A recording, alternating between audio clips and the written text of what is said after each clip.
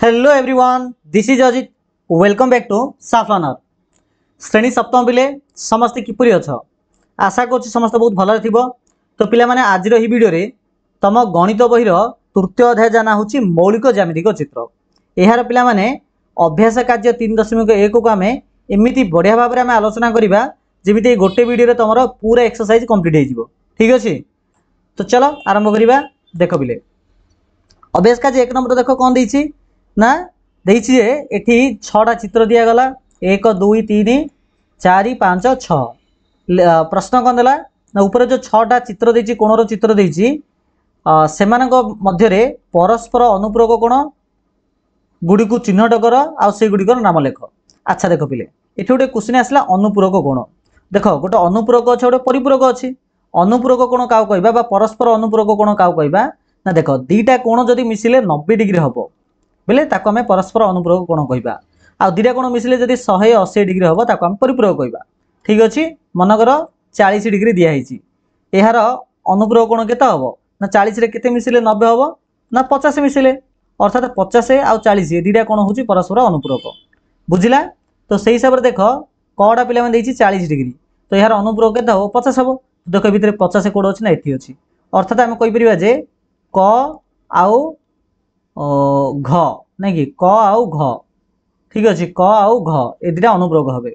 से खटा देला 65 डिग्री 65 केते मिसिल 90 ना 25 मिसिल 90 तो 25 अच्छी कोटे ना उ अच्छी तो ख आउ उ नहीं ख आउ उ तापर आसला ग एटा देछि 35 35 अनुपूरक 55 हम मीन्स ग आउ च ग आउ च तो एमाने हेबे परस्पर अनुपूरक कोण जोड़ी। ठीक अच्छे, 2 नंबर क्वेश्चन देख। 2 नंबर क्वेश्चन मतलब 6टा चित्र देला एठी से कहले जे परस्पर परिपूरक कोण।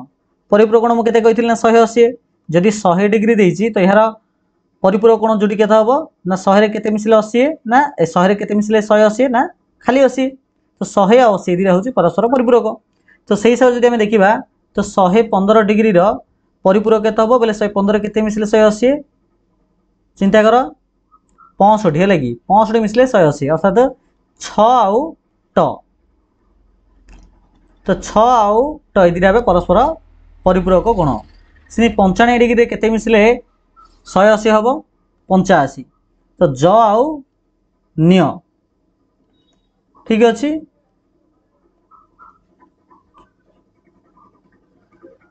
तापर देखा आमर 130 रे केते ना 150 तो झ आउ ठ। ठीक अच्छे, तो ये प्रकार आमर 2 नंबर क्वेश्चन भी कंप्लीट है। 3 नंबर क्वेश्चन देख। 3 नंबर क्वेश्चन पे देला जे निम्न दिया डिग्री परिमाण विशिष्ट कोण मानकर अनुपूरक कोण लेख। मु कहिछि आगर अनुपूरक अर्थ होछि दीटा कोण मिसिले जदि 90 डिग्री हम ताको आमे अनुपूरक कोण जोड़िले कहबा। तो 40 रे अनुपूरक केते ना 40 रे पिलाने केते मिसिले 90 ना 50 तो 90 रु 40 फेले 50 आयो तो 50 डिग्री। 70 रो केते हबो ना 90 रु 70 फेले आसीबो 20 डिग्री।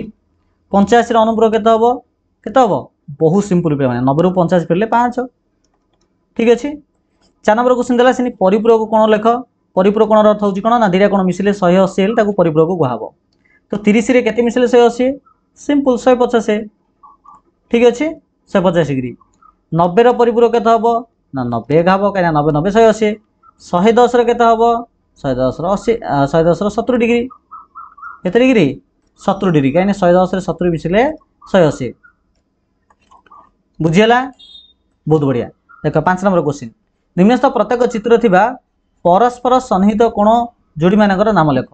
आ केउ चित्र थिबा कोण दुईटी परस्पर सन्निहित लेख से कहिछि। अच्छा एठी गोटे टर्म आसिला परस्पर सन्निहित कोण।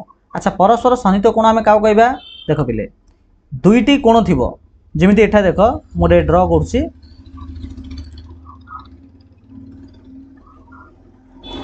देख पिले एडा हला गोटे कोण सेमिति एडा हला गोटे कोण। देख ए दीटा कोणर पिला माने एडा होची गोटे साधारण बाहु गोटे साधारण बाहु अर्थात दुईटी कोण सन्निहित कोण सेतेले हेबे जेतेबेले सेमानकर साधारण बाहु गोटे थिबो। सेमिति देख एही कोणर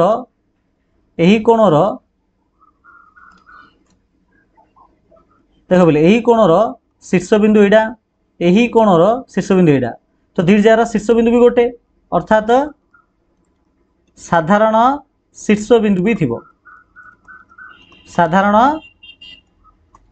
शीर्षबिंदु भी गोटे थिबो ठीक अछि तबे देखो एही कोणर पिला माने अंतर्देश होउचे एइडा एवं एही कोणर अंतर्देश होउचे एइडा अर्थात अंतर्देश किए का को टच करना आती कौन कहली बुझीला से दुईटी कोणर अंतर्देश किए का छेद कर नथिबे हला अंतर्देश किए क्या छेद कर नथिबे अंतर्देश किए क्या छेद गुणन मेरे इंटूर अर्थ होची किए क्या छेद कर नथिबे तो जदि ये तीनटा कंडीशन जदि पिला माने फुलफिल करूची तेबे आमे कहि परिबा जे एही दुईटी कोण होची कोन ना परस्पर सन्निहित कोण ठीक अछि तो एही क्वेश्चन पिला माने जदि आमे देखिबा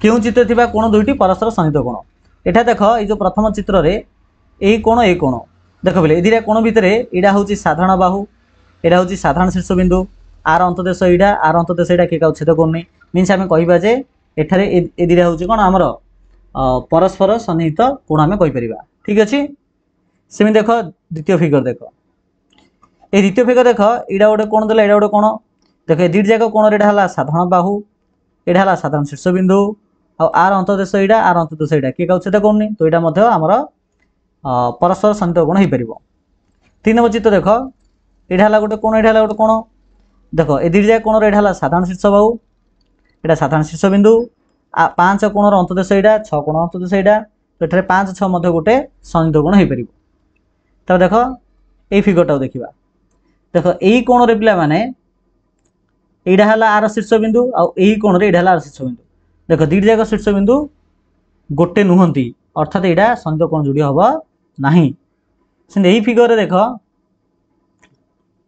एही कोणर शीर्षबिंदु एडा एही कोण शीर्षबिंदु एडा शीर्षबिंदु किए छेद कर नांदी तो एडा भी हबनी तो ए दुईटा हबनी आ तीनटा कोण हमर हबो ठीक अछि ओके चलो नेक्स्ट क्वेश्चन देखिबा क्वेश्चन नंबर 6 पार्श्व चित्र थिबा परस्पर सन्निहित कोण जोड़ी मानकर नाम लेख एडे कोडा कोडा सन्निहित कोण जोड़ी परिबो मु कहली जे दुईटी कोणर गोटे साधारण बाहु थिबो गोटे साधारण शीर्षबिंदु थिबो अंतदेश के छेद कर नथिबो यदि सेही हिसाब रे देखिया देखो पिला माने मनर ए कोण को मु 1 दउची ए कोण को 2 दउची और ए कोण को 3 दउची ठीक अछि तो एठारे पिला माने देखो कोण 1 आ कोण 2 आमे आंके दिटा सन्निहित हेबे सेमिति कोण 2 आ कोण 3 भी हेबे सेमिति कोण 1 आ कोण 3 भी हेबे कोण 1 2 हबो 2 3 हबो आ 1 3 हबो तमे चाहिले कोण 1 2 3 बदल लिखि परिबो एंगल ए ओ बी देखो मु लिखि दउची एडे एंगल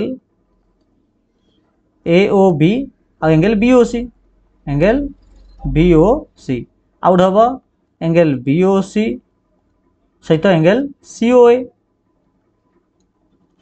सुने angle C O A angle A O B